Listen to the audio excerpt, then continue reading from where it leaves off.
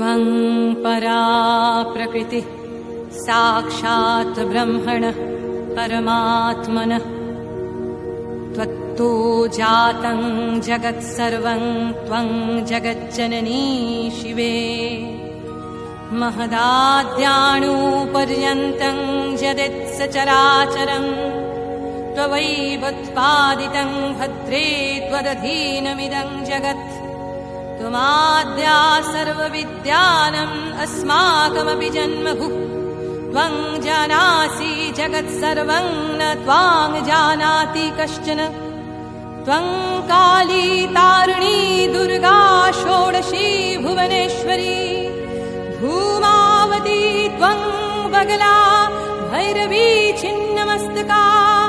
त्वमन्नपूर्णा वाग्देवी त्वं देवी कमलालया सर्वशक्ति स्वरूपा त्वं सर्वदेवमयी तनुः त्वमेव सूक्ष्मा स्थूला त्वं व्याक्तस्वरूपिणी निराकरापि सकाराकस्त्वं वेदितुमर्हति उपासकानां कार्यार्थं श्रेयसे जगतामपि दानवानां विनाशाय धत्से नानाविधस्तनुः चतुर्भुजा त्वं